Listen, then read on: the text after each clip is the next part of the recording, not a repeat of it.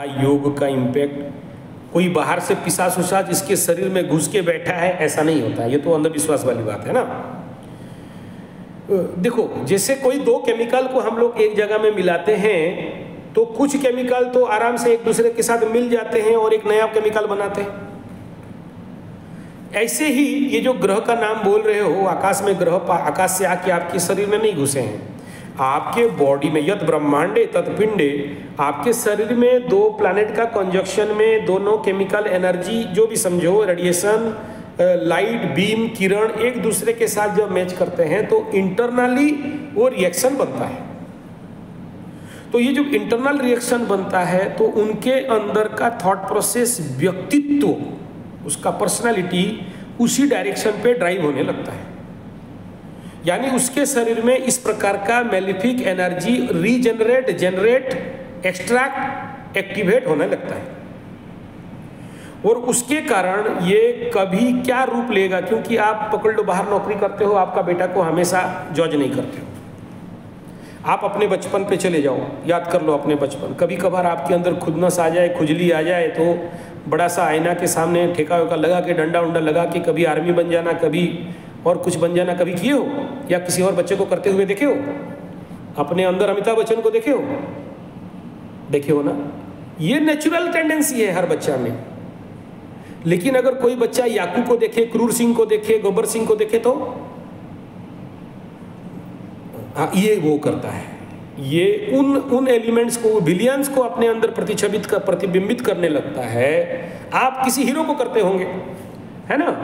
कोई ऋतिक रोशन को करता होगा, कोई शाहरुख खान को करता होगा, लेकिन अगर किसी विलियन को अपने अंदर प्रतिरूप देने लग जाए तो क्रिएटिव होगा या डिस्ट्रक्टिव होगा? तो वो तो आपको रोकना चाहिए। रोक तो नहीं सकते हो, लेकिन उसको जब पॉजिटिव बीज लगाओगे तो खराब घास खरपतवार जमीन पे उठेंगे क्या? तो ऐसे बच्चों को थोड़ा ज़्यादा ध्यान देना पड़ता है, ये कह रहा हूँ मैं। ये नहीं डरा रहा हूँ कि ऐसे बच्चा करता रहेगा। हो सकता है कुछ भी नहीं करे, हो सकता है अभी नहीं बाद में करे, ठीक है? लेकिन जब ये कंजक्शन है और आज नहीं तो कल जब एक्टिवेट होगा तो उसके अंदर से उस प्रकार का नेगेटिव कंडीशन बिल्डअप हो सकता है। इनको थोड़ा सा पास में जब पसीना से आए हों और बैठे हों या नहीं ना आए हों, उनको सूंघ के देखना, उस स्मेल क्या आ रहा है थोड़ा सा देख लेना, फिर समझ में आ जाएगा ये पिशाच बाधा योग क्या है, पिशाच योग क्या है, प्रेत बाधा योग क्या है, ठीक है?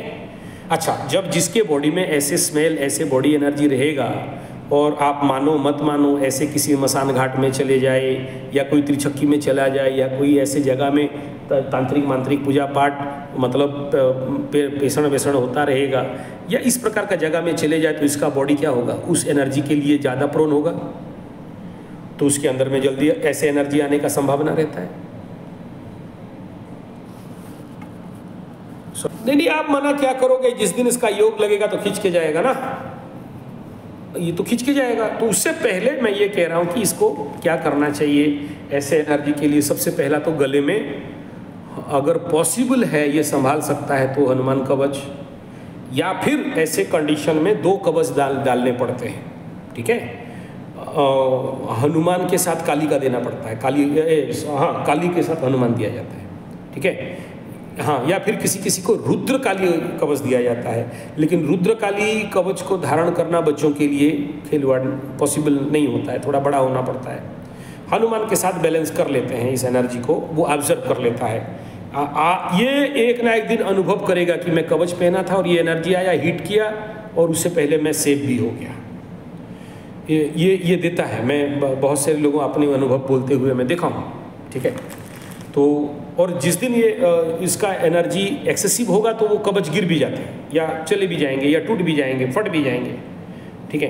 ये भी पॉसिबिलिटीज़ है अगर वो नहीं मानता है, शौच में नहीं रहता है तो। और राहु के महादशा में इतना जल्दी आदमी कोई शौच में नहीं रहता है, अंदर से गंदगी ही रहता है, ठीक है? और टीनेजर बच्चा है, आप फोर्स नहीं कर सकते हो, दोस्ती जैसे समझाना पड़ेगा, ठीक है ना? तो पंचवर्षाणी तारयित 16 वर्षाणी पिता पुत्र बंधु समम आचरित कहा गया है, ठीक है? तो बंधु समय ही आपको आचरण करना पड़ेगा, उसी हिसाब में उसको बताना पड़ेगा। आप उसको ऑर्डर नहीं दे सकते हो ऐसे लोगों को। कभी भी उसके अंदर का साँड़ निकलेगा, ज़्यादा बोलते हो बोल देगा, ठीक है? ठीक है, ठंडा है और एनर्जी अंदर जगा तो वो उग्र हो जाएगा। ठीक है।